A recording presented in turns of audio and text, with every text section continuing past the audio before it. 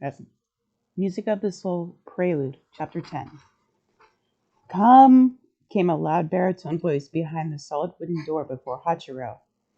He'd been summoned by his father to his office in the main building, where he was in charge of bookkeeping, a position he chose for the information it provided him, and for the prestige it gave him for having all of that knowledge.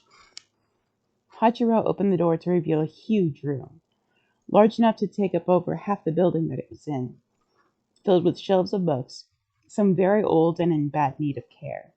The floor was a dark wood with a single low pile rug in deep crimson, and the walls, what could be seen of them behind all the bookshelves, were surprisingly made of the same dark wood as the floor, rather than the usual white.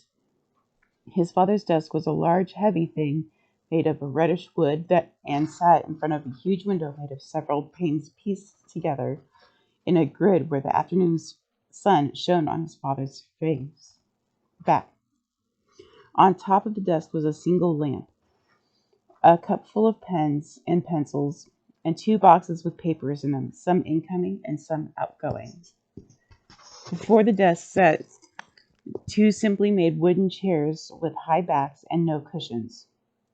He knew without looking that there would be a smaller desk along the wall that the door was set into, with its own plain chair in front of it for any who needed a place to study the more ancient books which were not allowed out of this room. His father was a sturdy man, though not tall. His dark hair was streaked with gray, and crow's feet barely touched the corners of his dark almond-shaped eyes. His shoulders were broad in his plain gray robe.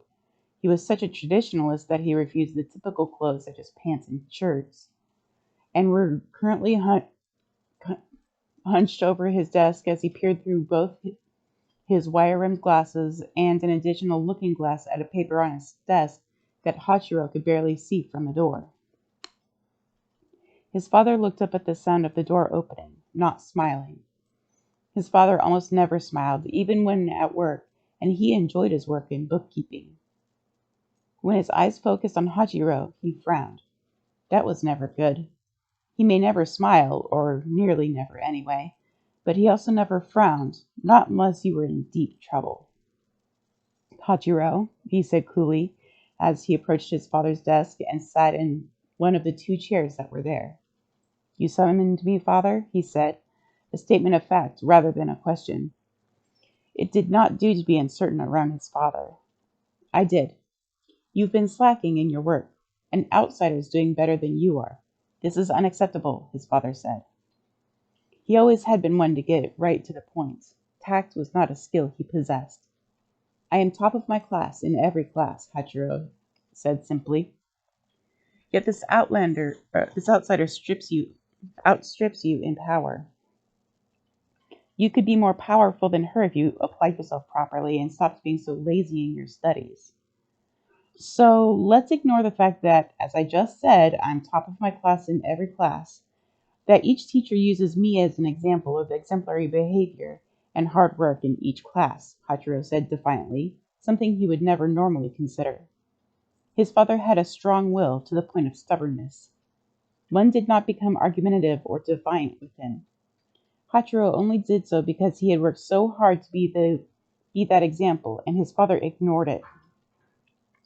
The one person he did all that work for ignored all of his hard work because some upstart outsider happened to be stronger than him.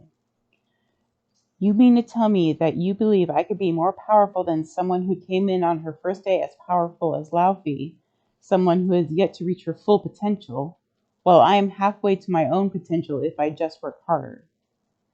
Yes, that is precisely it, his father said stubbornly, his face set firmly. Hachiro knew he couldn't budge him when he got like this, but something made him try anyway. She's an outsider. How can she be more powerful than you? The only explanation is that you're slacking off. Even though Hachiro began, but his father caught him off angrily. Yes, yes, I know, he roared. You're the top of your class in every class. So what? Your older brother did as much as you're at your age. He too set the standard for good behavior and hard work in classes. If you want to be anything more than a disappointment to this family, you have to do better than that. You have to prove you're worthy to be called my son, because right now you are nothing more than a disappointment and an embarrassment to the Hideyoshi name." That last part stung. He worked hard to please his father, and he never once recognized his work because his brother had already done it. How was he going to outstrip him when they had already done everything that could be done to earn the respect of the people in their society? There was no possible way he could become stronger than the new girl. Not even Laufey could. But what his father asked of him, demanded of him, was a literal impossibility. Worse, his father would not see logic, would not see success from him, only his failures. It hurt, and he dare not show that it hurt, or his father would pounce on that perceived weakness like a lion on a mouse. "I have no use for a boy who cannot apply himself," his father continued, roaring at him. "You either apply yourself and become stronger than this upstart outsider, or I consider you dead to me. You have 1 month to prove yourself. Now get out of my office before you stink it up with your worthlessness any further than you already have." Hachiro rose and bowed respectfully to his father, though inside he seethed. His father asked the impossible, and it was all that new girl's fault. If she hadn't come along, well, some blame was to be placed on Neil for bringing her here. Either way, if it wasn't for them, he could have continued on in his studies, quietly working out a plan to outdo his brother and earn his father's respect. Love would be nice too, but he knew better than to expect the impossible. As he approached the door, he realized he had not closed the door when he came in, and hoped his father had not noticed. If he had, things would be far worse. He would probably turn Hachiro over to Camille for a rather rough penance. Since that wasn't the case right now, though it seemed close to it, he must not have noticed. He also must not have noticed the new girl listening in from the door, whom Hachiro found as he tried to open it further. Not wanting to bring his father's attention to the fact that they had been eavesdropping on through a door not completely closed, he hastily entered the plain hallway and closed the door behind him. "What are you doing here?" he whispered coldly, glaring at the new girl enough to make her shrink in on herself defensively. "I came to get a book," she said, her voice quiet, almost mousy. "How much did you hear?" he demanded, looking up and down the hallway to make sure no one else had heard anything. He almost sighed with relief when he found that they were alone in the long, whitewashed hallway. "Enough to know I'm causing a lot of problems just by being here," she squeaked. "Why are you here, anyway? No one wants you here," he growled at her, grabbing her by an arm. His grip must have been firmer than he thought because she winced and hissed through her teeth. "Come on." "Where are we going?" she demanded nervously as he led her down the hall. There was an empty office just down the hall that they could use. "Just shut up and follow me," he barked quietly as he dragged her down the hall to a door on the right, beyond which was a dark room with one large window and another heavy wooden desk like in his father's office. It had one tall wooden chair with a single brown cushion on it behind the desk, and another in front of the desk without a cushion. "What do you want?" he demanded of her as he closed the door behind them. He dare not turn on the light lest someone see it and wonder who was in there, nor did he dare open the blinds that kept the room dark from the window. They would just have to chat in the dark, which suited him just fine. It would keep her off balance and afraid, and he wanted that. "What do you mean?" she asked. "Don't play stupid. I don't have the time or patience for it. What do you want in exchange for silence?" he snapped at her. "I don't want anything," she exclaimed. "Nothing you could give me anyway. Besides, I don't want or need bribes. Your family business is your own." "Don't lie to me," he growled. "Everyone wants something in this world. What is it you want? Respect? Prestige? Power?" An end to bullying would be nice, but that won't happen. As I said, I don't want or need a bribe to keep quiet. I do so because it isn't mine to tell.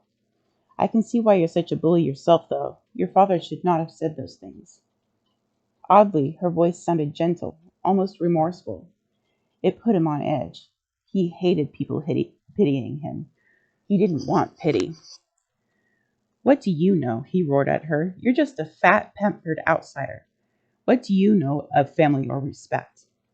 "I know that I was screamed at and abused growing up. and I know that your father is abusing you. You may not have any marks on the outside, but verbal abuse is in many ways worse than physical abuse, she told him. And believe me, I know a thing or two about physical abuse. Right, he said almost sarcastically. I almost forgot. You get beaten daily for breaking the rules. Rules that don't even belong in polite society, she snapped back. She seemed to have grown a spine, at least for the moment. Rules that I didn't even break. Still think I'm pampered? Hachiro had to think about that for a moment. She certainly looked pampered, considering how fat she was. But he had seen her sent to Camille for not being fast enough to obey a command, even though she responded as quickly as he. He had heard her screaming later in Camille's office for that infraction.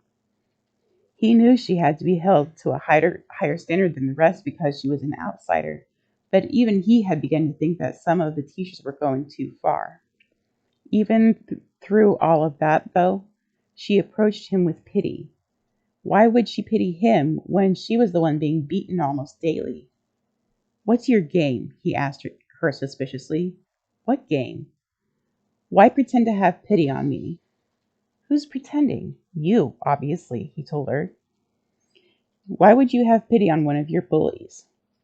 Because that bully is a victim of bullying as much as I am, and I empathize with that kind of bullying.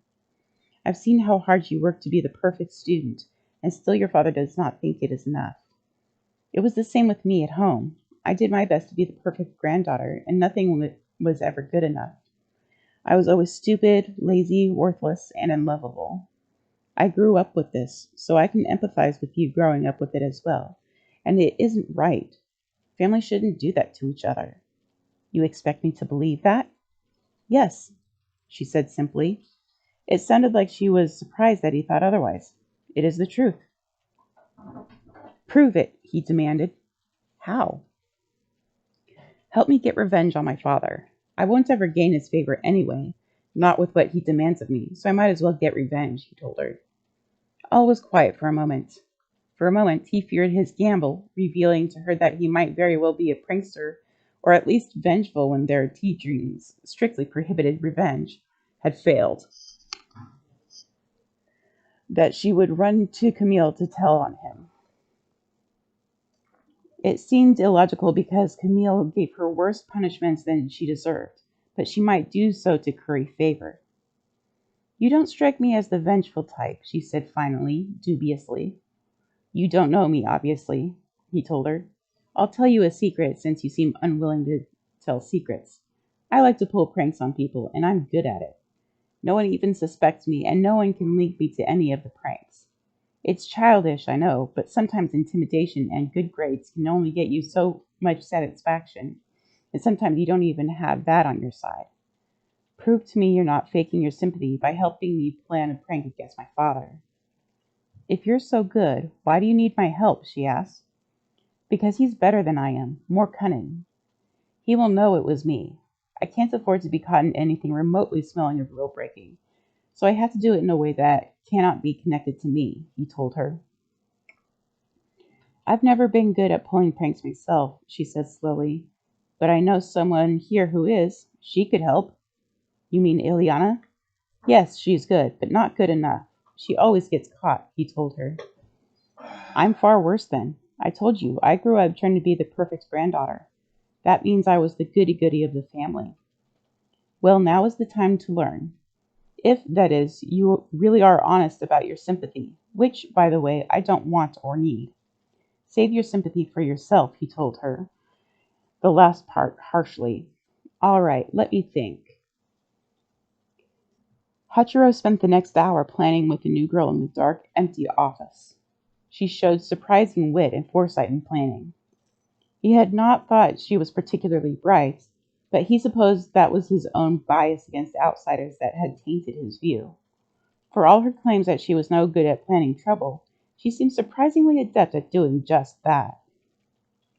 He was unsure if it was her usual style in pranking, or if it was simply poetic justice that she was trying to plan, but most of her ideas were psychological in nature, perhaps to atone for the psychological damage his father inflicted on him. Perhaps his view on outsiders had been wrong all along. Perhaps they weren't all stupid or greedy or cruel. Many were, true, but this new girl seemed to be an exception to the rule. She might be some use to him after all.